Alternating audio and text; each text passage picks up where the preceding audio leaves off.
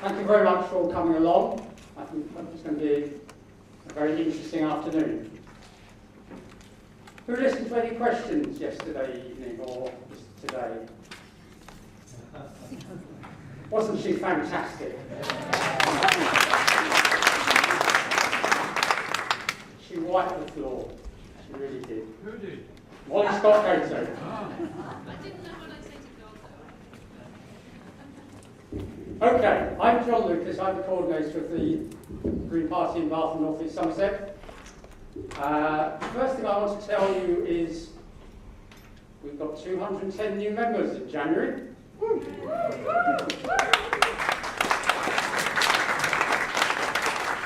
Our membership in this area has increased by 600% in the last year.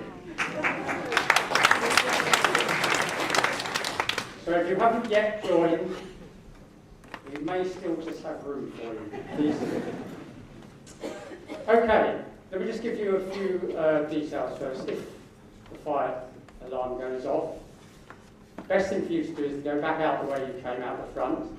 But we do also have a door here, and there is a door on the stage as well, so there are 3 ways out.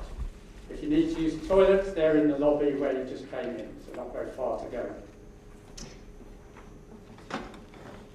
Obviously, we're in the run-up to the elections, and you'll be hearing today from our parliamentary candidate in Bath, Dominic Tristram.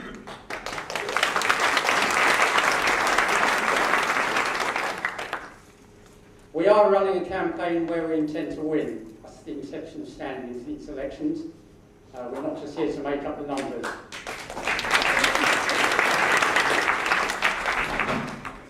We're also going to be standing in the local elections, and we're aiming to stand in every ward, and we'll be contesting all those wards.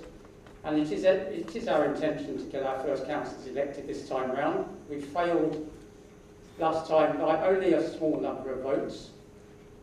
The conditions now are much more favourable to the Green Party. We think we can get our first Green councillors elected on this council in May, with your help. Thank you.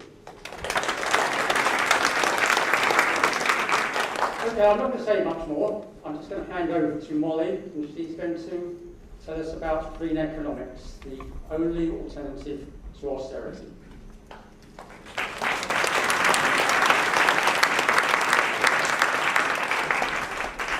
I always set these titles a little bit optimistically, and then like a month later I have to come up and do the talk. So I'm not 100% sure that's what I'm going to talk about. But if I don't cover the area you've come to hear about, ask me the questions and we'll go there.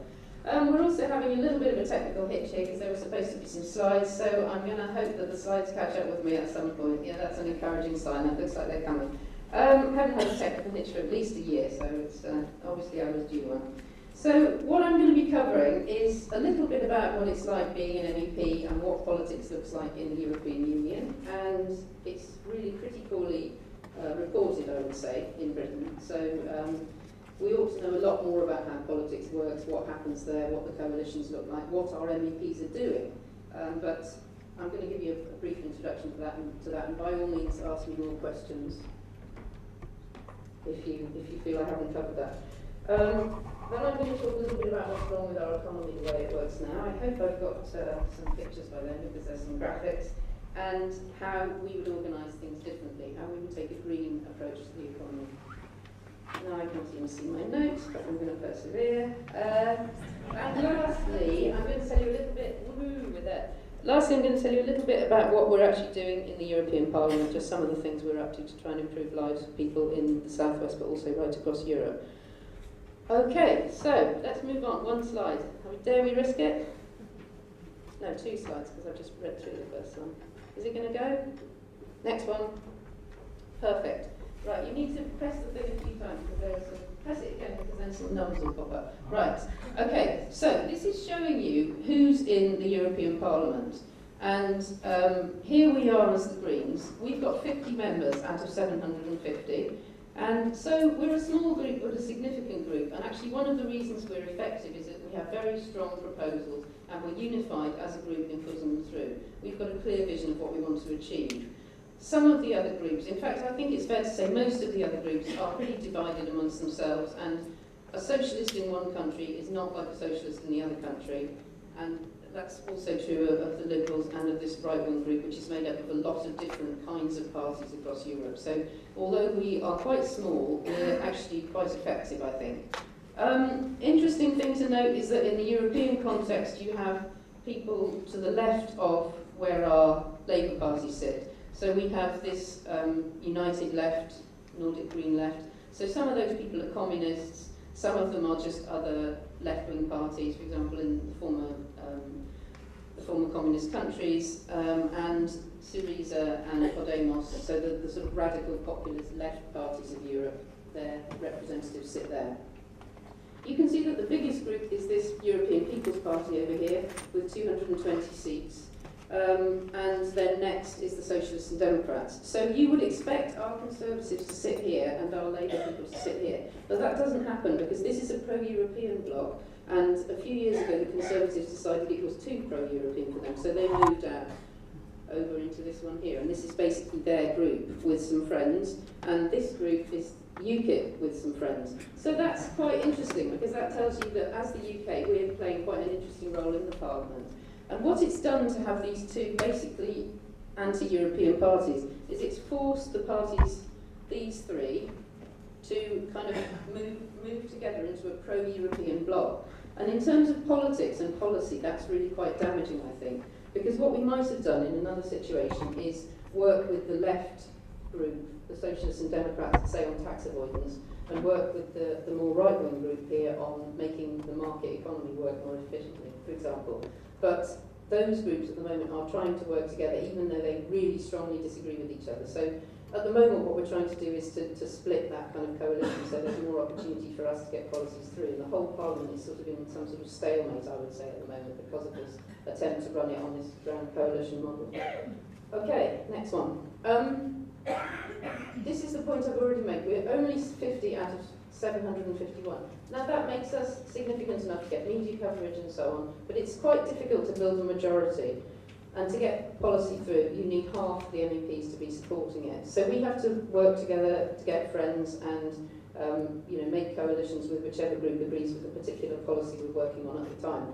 It's also an important point that the UK has nobody in the largest group in the Parliament, which is the EPP. So I think that arrow is actually pointing at me. That is about where I sit anyway, the green arrow.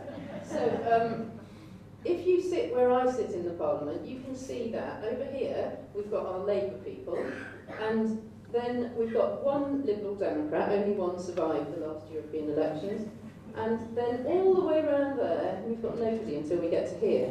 Now to me this is quite serious in terms of influencing policy making in Europe. It's part of the downside of being anti-European. We've just lost influence. So this kind of story that says, Europe's always telling us what to do, the main reason for that is that we've just deliberately given up our influence in the largest group in the Parliament.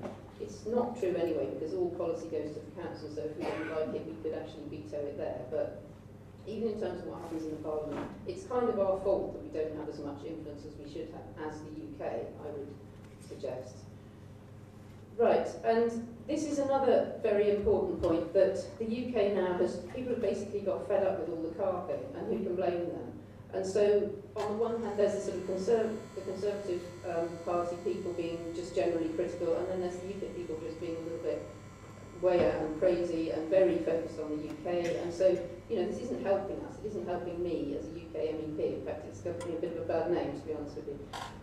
So this is why we're not being very effective in Europe right now, I would say, as the UK. Although, as I'm going to argue, I still think the Greens are achieving quite a lot. Right, I see on my list of exam questions for later. Oh, there's a nice picture that comes with this one. Okay. Oh no! It's such a nice picture. This is supposed to be a picture of the Greek finance minister and the Dutch finance minister at a meeting they held in Brussels, where they talked about what was going to happen with Greek debt. And I don't know how many people have sort of caught on to this amazing sort of love fest there is for Varoufakis these days. Basically, he's a Greek academic economist, so I really admire the way he's actually made that cool, as a British academic economist. It's quite an achievement, I can tell you. And so he meets with the top finance ministers in Europe now. He sort of turns up on his large motorbike with, leather jacket and boots, and they're all there in their grey suits. And not only is he looking a lot cooler than them, but he's actually understanding the economy a lot better than them, in my view. So what happened at this meeting is that at the end of it, Dijsselbloem said to him, "You've killed the Troika," and sort of tried to refuse to shake his hand, which is kind of, in European politics, completely outrageous. And this is the way that the mainstream neoliberal policymakers are responding to this suggestion that actually austerity is not acceptable. They're completely freaked out by it, they don't have a response to it. And to me, it's what's happening in Greece is opening up all that space for us to discuss how the economy should work and to challenge the sort of neoliberal dogma that we've had to put up with for so long. Now let's see what's on the next slide. Bit of a magical mystery. Oh, okay, good. That's useful. So this is the word that Dijsselbloem, who you're not now able to appreciate what a kind of mainstream-looking guy he is. I sat in an economics committee, one of my early ones, and had to listen to him. This is what they call exchange of views. So the sort of neoliberal people sit on the platform and they kind of repeat a lot of neoliberal mantras, and you ask questions and they just come back with more of the same. So it's not very constructive, but I just started listening out, but what are the mantras that they're going on about? And the key one that kept coming across to me is this structural reforms, except that they say structural reform, which is a little bit weird, but anyway. So, because I was thinking, well, what is it all about, this structural reform? And over time, I kind of worked out that it's actually basically an attack on many of the forces that I think of as forces of good in our economy. And it's a way of using the economic crisis to sort of reframe the way the economy works in the interest of powerful elites. So then I started, we've had an argument in our group actually about whether we should support any policy that includes the word structural reform. And this tells you quite an interesting thing about the way European politics works, because even in our Green Group, the argument was, well, since it's not clearly defined what structural reform means, we're safe voting for it, so I'm sure we want to reform something. And that's so typical of what goes on in Europe, because my position is if I don't know what that means, there's no way I'm going to vote for it. But that's a kind of British way of looking at it, which everybody else is trying to compromise and get along with each other, even though that ends up being a little bit confusing sometimes. So anyway, then I started thinking, well, okay, let's say we were defining structural reforms. Which structural reforms would we like? And I think a prime one is the ending of corporate and personal tax evasion. That's something we need to get sorted out in our economy. We need to make sure that people who earn a lot and companies that earn a lot contribute to the services that they use, whether it's potholes, mending potholes in the roads, or education of their workers. At the moment, they're doing everything they can to avoid taxes, and I would like to see the economy reformed so that that's not possible anymore, and that's one of the key things I'm working on in the Parliament. Then we've got challenging corruption. And I must admit, when I started thinking about that, it was in the context of Greece and the fact that, there's apparently a lot of cronyism, a lot of deals go to friends of the politicians, and a lot of stuff's privatised out, and private finance companies make a lot of money out of it. And I started thinking, oh, this is actually sounding awfully familiar, isn't it? So perhaps we have this same sort of crony capitalism and corruption going on in our own country. And the way governments issue contracts and the way we spend our public money is crucially important in the way our economy works, and I think should be much better scrutinised, and we should get much better value for money. And then obviously there's the whole area of green transition, where we would like to see structural reforms in terms of the way we use our energy, reducing our energy use and shifting to renewable forms of energy. So those are the structural reforms I'm happy with. But the ones that people like Dijsselbloem are pushing very hard all the time in all our policy making are these ones on the right. Obviously, major public spending cuts. If you're sitting in Greece now, you know the consequences of that kind of austerity policy, where the health service is breaking down, women in labour aren't even able to get proper support when they're giving birth. So horrendous social consequences from public spending cuts. And obviously we're seeing something similar but on not such a great scale in our own society. So this is what we need to be opposing. Public spending cuts, attacks on unions, so undermining people's right to withdraw their labour, undermining the power of labour basically relative to the power of capital. Undermining of employment rights, so the kind of rights you have to holiday and to be treated properly at work. This is also considered a structural reform as something that there's pressure on. Your rights to a pension, for example, have been cut significantly in Greece.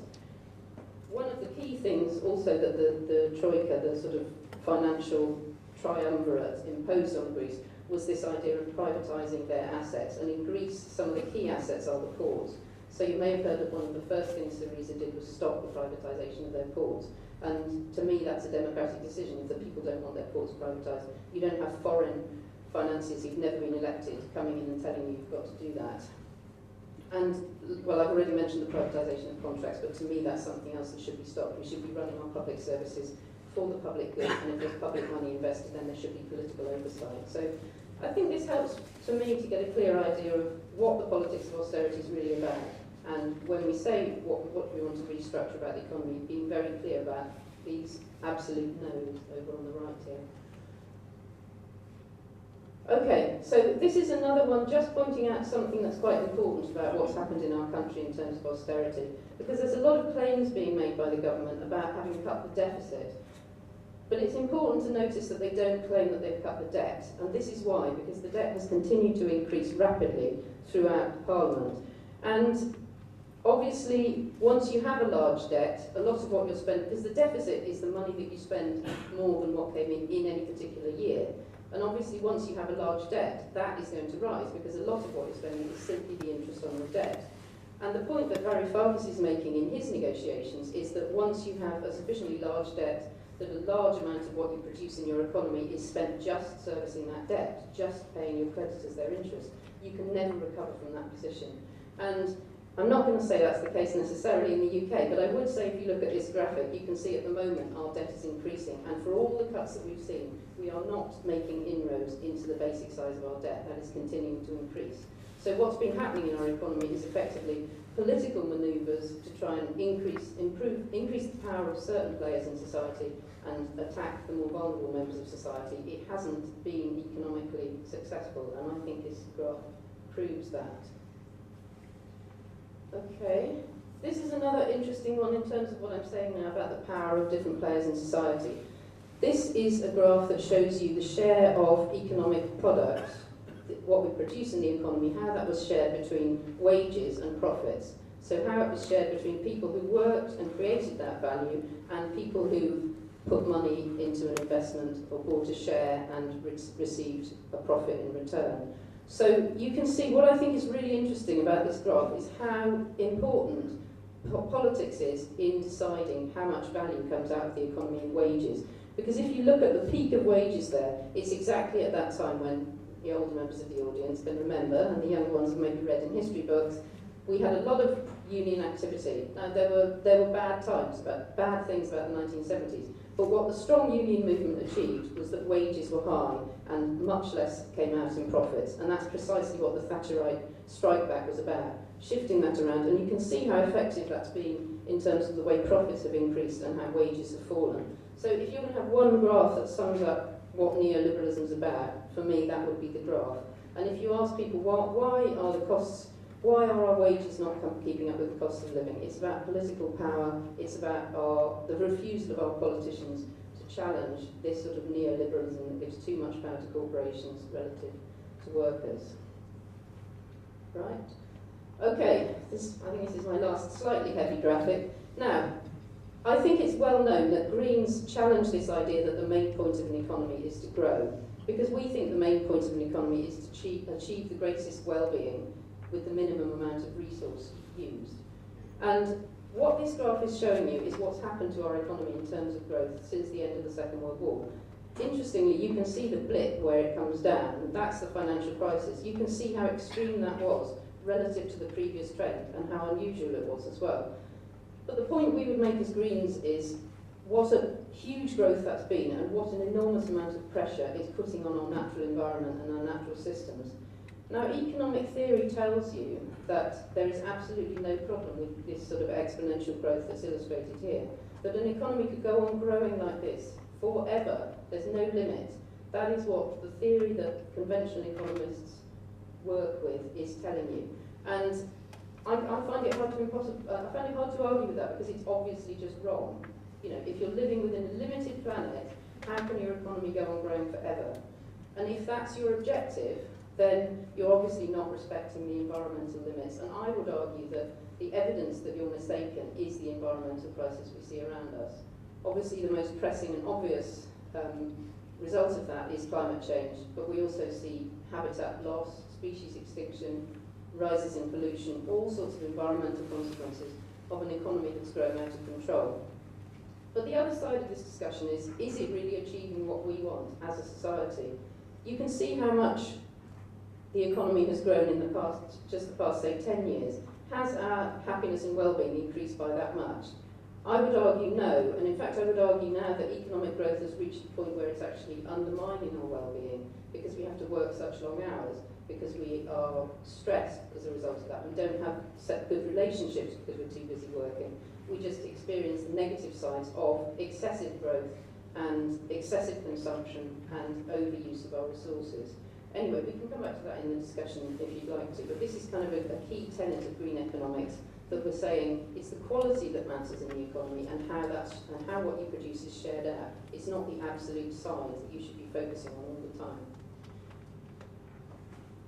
Ooh, green economy. Oh, this is such a nice cartoon. What happened to my pictures? Never mind, let's move along. All the good pictures have gone. Let's try the next slide. Oh, and this is a picture of a wind turbine, so I'm sure you can imagine that one.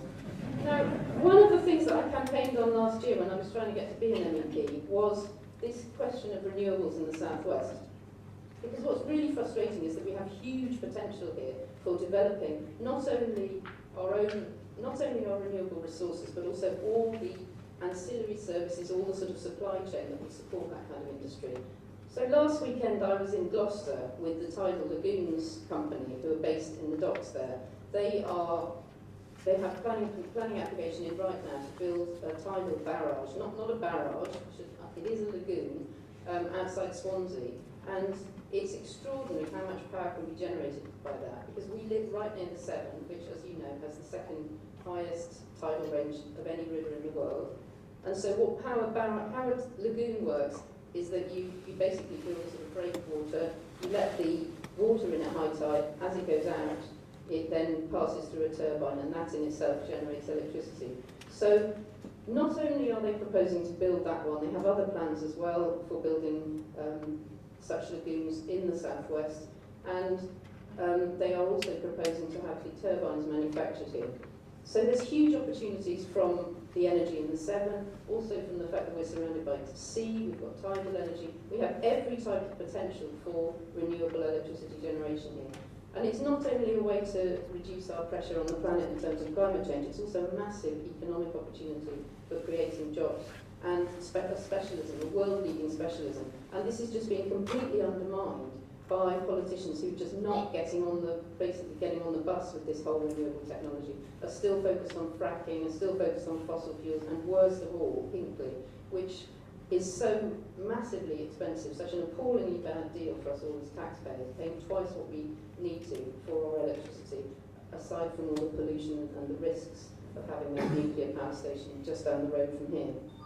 So I don't think I had realised the amazing potential of the southwest in terms of renewable energy, and I'm trying to spread the word about that because I think it's really exciting. It offers us really exciting possibilities, and we need our politicians to be making that happen, to be turning that into reality. Okay,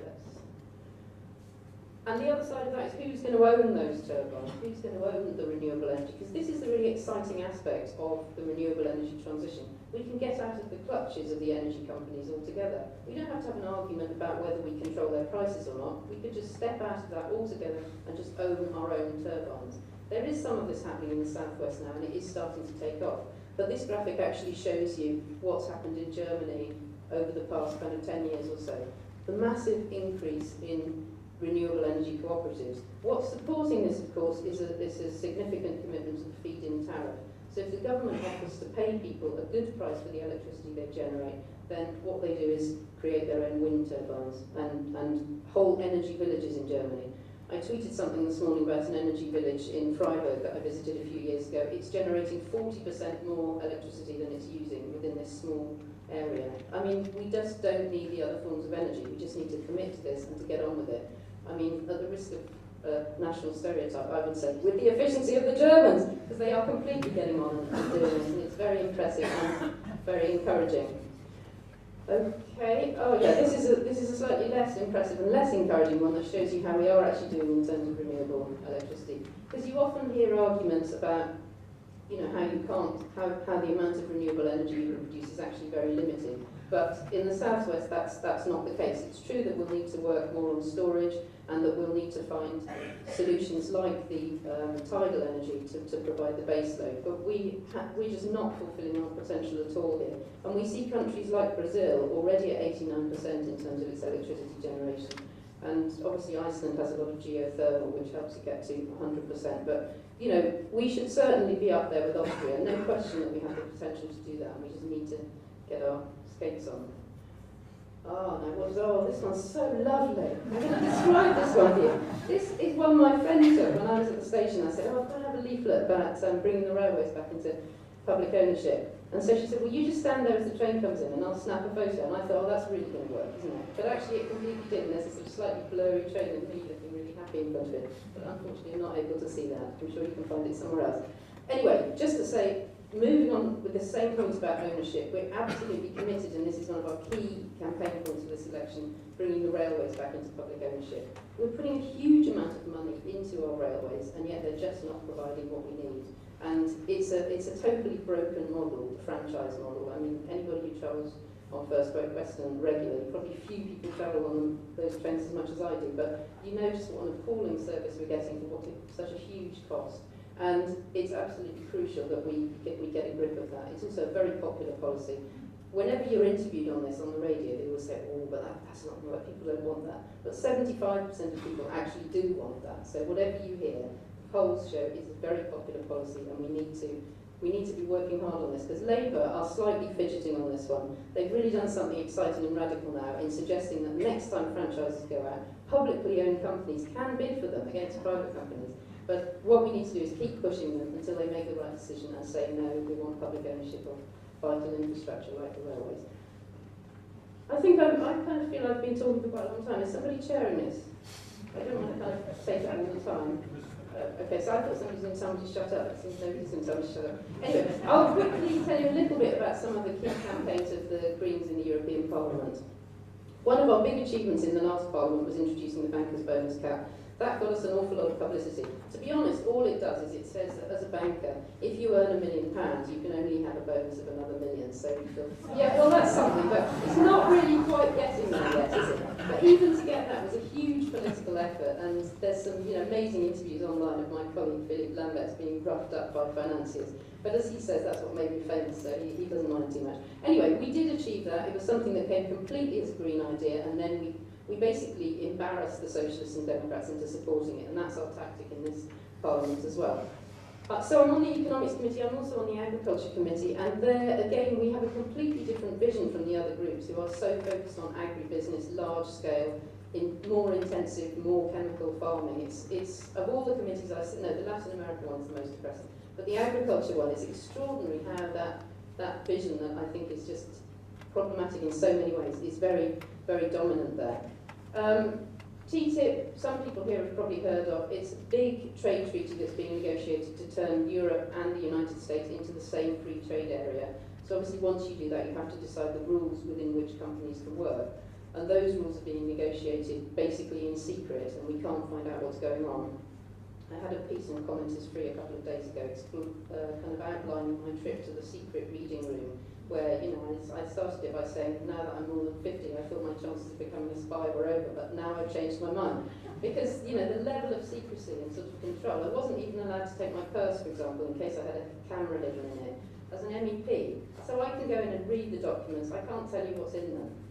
How can I possibly represent you? How can I be held accountable? That's the level of secrecy we're talking about. If it's so good for us, why does it have to be secret, would be my question.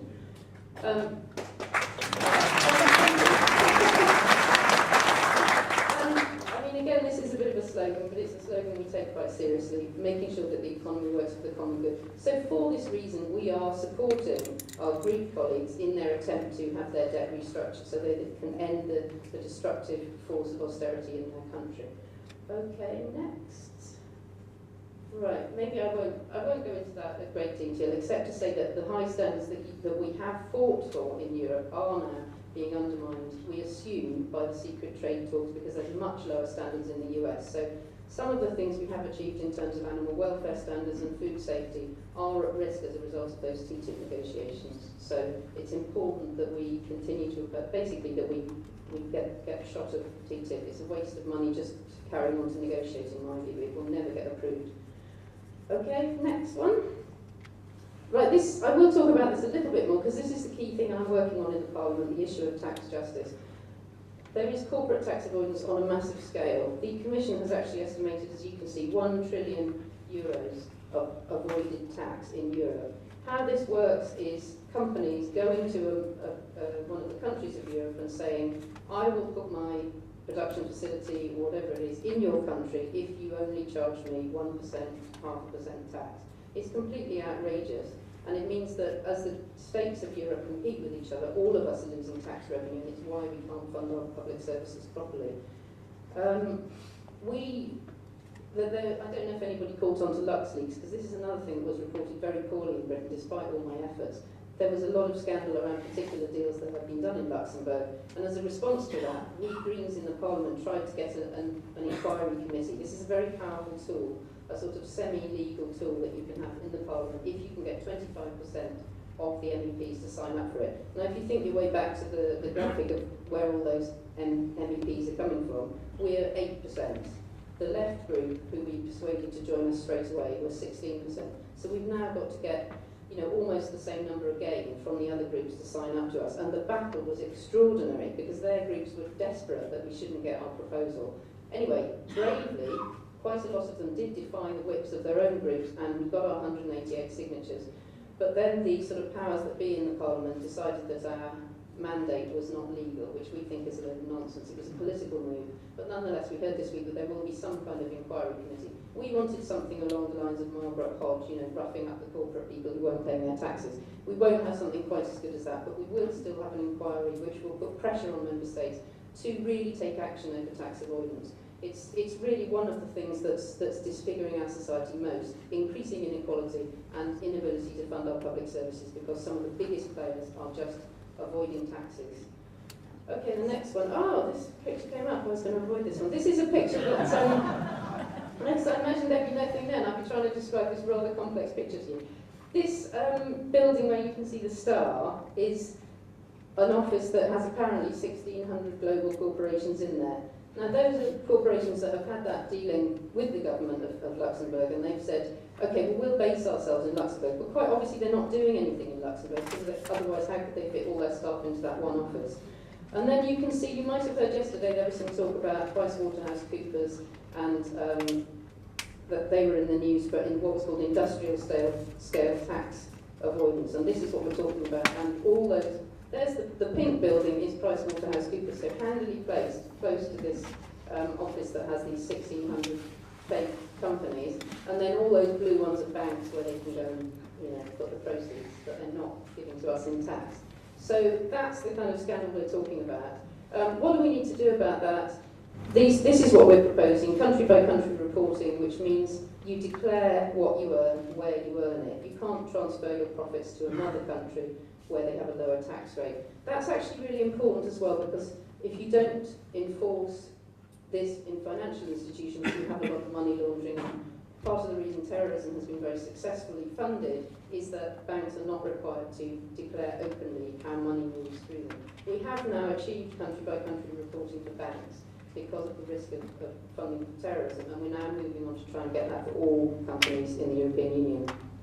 Beneficial ownership register means who is getting money out of that company, because this is how individuals avoid paying tax. They set up a trust or some kind of shell company, a fake company, so they put their money into that, and then they can use a similar offshoring process to avoid paying their personal tax. So we want that to become transparent, and we can start taxing wealthy individuals. And minimum corporate tax rate to stop the sort of tax shopping that goes on around the different countries in Europe, which is bad for all of us, but individual states still support it because they think they personally can benefit. So we think more cooperation across the European Union would help us all to stop this sort of beggar my neighbour policy and bring in the revenue that we need. Okay. Oh, I thought I got to the end. So, as I've already said, European news is barely reported at all. I mean, I'm in constant battles with people at the BBC saying, if Europe's telling us what to do, should we at least hear what the policy is? Should we at least hear about the politics of Europe? We finally had a quote from my speech about genetically modified foods on yesterday in Parliament, and I think that's a huge achievement that somebody at BBC realised that there was a Parliament in Brussels as well. So I'm putting that on my wall as a special achievement. Anyway, I communicate what I'm doing through my own website. I also have a fortnightly e-newsletter. It is a little bit like Molly News, but you know, I think you can get over. I have to do that really because you know it's funded through something that's about me and my parliamentary work. But it does bring you news about what happens in the Parliament as well. I've got a Facebook page and Twitter, and if you're interested in what the Greens are doing more widely, you can follow that on actually a very good site that we have. We have some really good comms people, so everything that we're saying and doing is happening in the Parliament and is reported on that website, and if you're specifically interested in TTIP, then you can follow more on that website there. So that's all I'm going to say. I'm going to pass it to Dominic, and then between us we're going to do the exam questions in a bit. So thank you very much.